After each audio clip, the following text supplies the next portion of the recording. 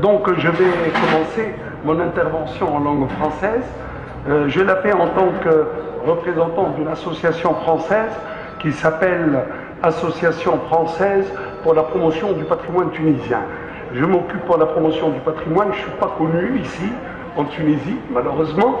Je suis connu à Marseille, même par les responsables de Marseille, où j'ai fait quelques manifestations, dont une qui a pris beaucoup de succès, qui a fait apporter la presse, y compris FR3, à Marseille, avec le président du Conseil général, ainsi que les autorités de la région, et près de 22 consuls généraux qui étaient présents. Moi, je pense que cette fête devrait contribuer à l'essor et à la promotion surtout de notre patrimoine. Je vais commencer tout de suite par l'intervention parce que je pense que monsieur le gouverneur a des obligations et il doit quitter la salle. Donc je commence. Donc monsieur le gouverneur de Nabeul, madame la déléguée, monsieur le président de la municipalité de Nabeul, mesdames, messieurs, merci à vous tous d'être venus. J'adresse mes félicitations ainsi que mes remerciements aux organisateurs de cette manifestation et à leur tête M.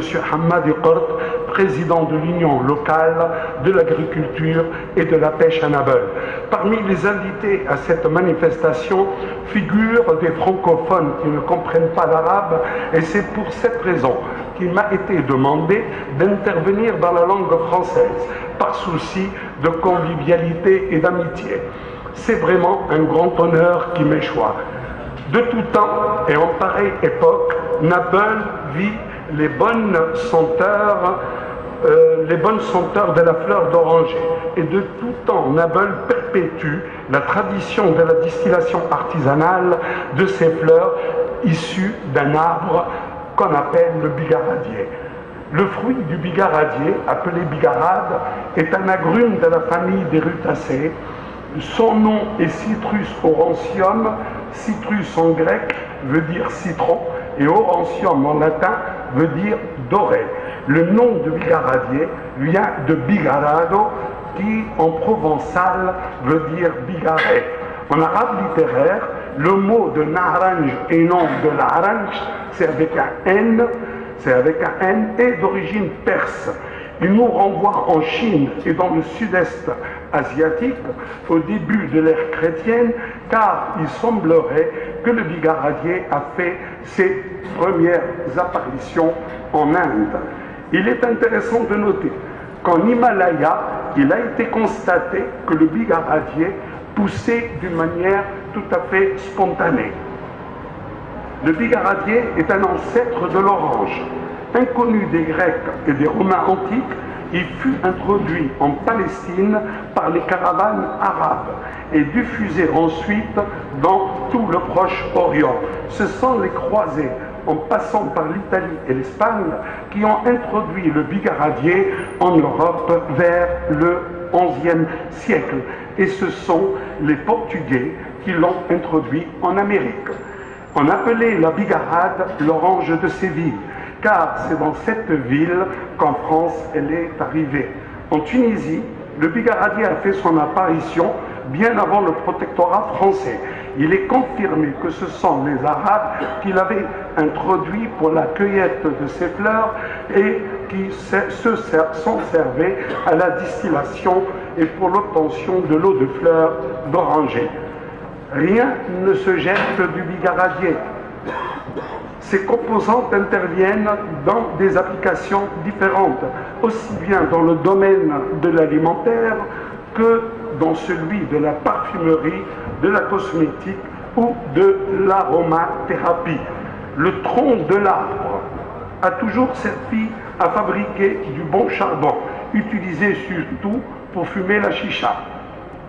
Les feuilles sont distillées pour l'obtention d'une huile essentielle appelée petit grain et les fleurs sont distillées pour l'obtention de l'eau de fleurs d'oranger et extraire une huile essentielle appelée néroli.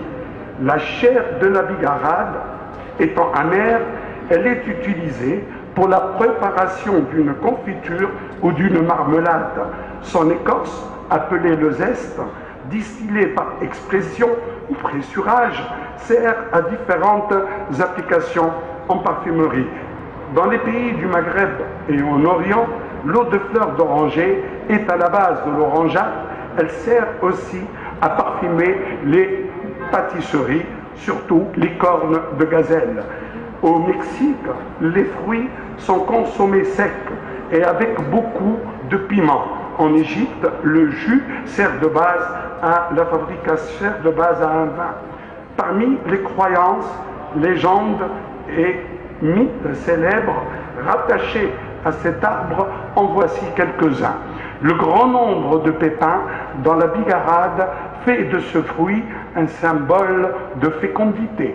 En Chine, offrir des oranges amères correspond à une demande en mariage. Au Vietnam, on offre des oranges aux jeunes couples. En Europe, grâce à leur parfum, les fleurs de bigaradier ont fini par détrôner les rameaux de myrte des bouquets de mariés. La distillation se fait par l'intermédiaire d'un alambic. Le mot d'origine arabe, le mbirk. En Tunisie, c'est le terme de qatar qui est connu. Le bigaradier est surtout cultivé dans le Gabon, Nabeul étant la capitale de cette région, entre 100 et 120 000 arbres répartis sur une superficie de 400 hectares environ produisent chaque année entre 1000 et 1200 tonnes de fleurs d'oranger. Presque 40%, à peu près 35%, disons, de cette production est consommée par la distillation artisanale des ménages. Le reste est utilisé par les distilleries industrielles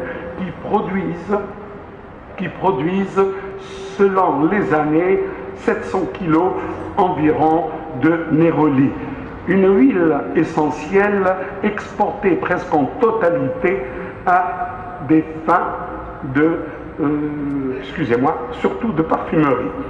Donc d'autres huiles et essences sont extraites aussi bien du zeste, c'est-à-dire l'écorce de la bigarade, que des feuilles du bigaradier. Les bigarades toutes petites et toutes vertes sont cueillies et exportées à des laboratoires pharmaceutiques afin de leur extraire une substance appelée synéphrine, très efficace pour activer le métabolisme basal. Cette substance entre dans la composition d'un produit d'amaigrissement utilisé par les kinésithérapeutes et dans les séances de musculation. Voici une définition de la synéphrine que j'ai recueillie du site internet. La synéphrine est un produit extrait de l'écorce d'orange amère. Ce produit destiné à la sèche est proche de l'éphédrine et de l'adrénaline.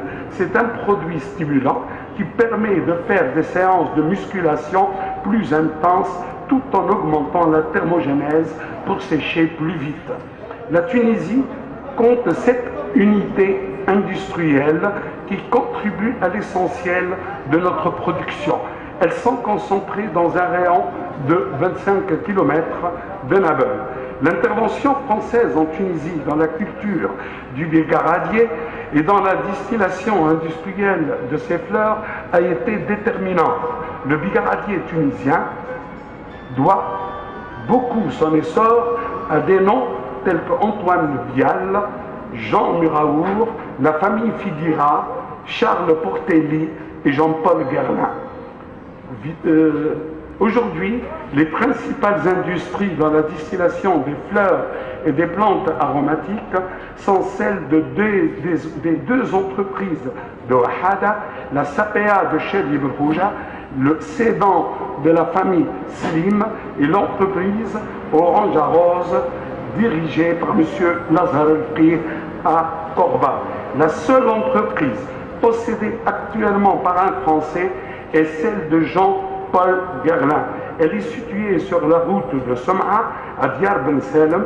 Elle est dirigée par M. Abdelkader Zitouna, qui est mon frère, et cette entreprise fait la fierté du Néroli tunisien, car ce Néroli est choisi par Guerlain pour sa qualité et il entre dans la composition d'une grande partie de ses parfums. À titre posthume, je rends un hommage tout particulier à Antoine Vial, arrivé en 1903 et décédé en 1934 à Nabeul. Antoine Vial fut le pionnier plutôt, de la culture du bigaradier et de la distillation industrielle des fleurs d'oranger. Il avait choisi Nabeul pour travailler et a préféré mourir dans ses orangeries. Permettez-moi de vous lire quelques extraits de ce qui a été écrit sur Antoine Vial dans le cadre d'une nécrologie parue dans la revue de la parfumerie moderne en avril 1934. Monsieur Antoine Vial, parfumeur et fils d'un parfumeur important, distillateur de fleurs d'oranger dans le midi de la France, avait de bonne heure compris l'intérêt d'une plantation de bigaradier en Afrique du Nord. Il fut un des premiers, sinon le premier, à installer à Nabeul en Tunisie une distillerie pour les fleurs indigènes, puis à faire planter de vastes jardins d'orangers amers. Depuis près de 30 années, il exploitait avec succès ces plantations et c'est sur les propriétés dans lesquelles il avait mis le meilleur de lui-même qu'il est décédé au début de cette année, donc c'est en 1934. Au cours de ses voyages, il avait également acquis des intérêts dans différentes affaires de production d'essence en Bulgarie, en Anatolie, au Paraguay et avait des appontantes à faire, surtout au lendemain de la guerre. Son état de santé l'avait obligé à se retirer dans ses propriétés en Tunisie depuis quelques années. Antoine Vial est mort de la mort qu'il avait souhaitée dans les orangeries qu'il avait créées et auxquelles il avait consacré le meilleur de son activité. Il laisse la réputation d'un spécialiste averti et d'un enthousiaste persévérant qu'aucun obstacle ne rebutait et qu'aucun insuccès n'empêchait de continuer dans la voie qu'il avait choisie. Ses nombreux amis, à qui il avait fait depuis longtemps déjà ses adieux, sachant sa fin inévitable et à brève échéance, donc conserveront son souvenir comme celui d'un homme entièrement dévoué et son œuvre et du commerce, d'un homme entièrement dévoué de son œuvre et du commerce le plus agréable. Diverses sociétés continuent actuellement l'exploitation des affaires qu'il a créées et notamment du magnifique domaine de Nabeul. Après ces brefs récits sur le bigaradier, je dois conclure afin de laisser la place aux questions, aux commentaires et aux objections. Merci de m'avoir écouté.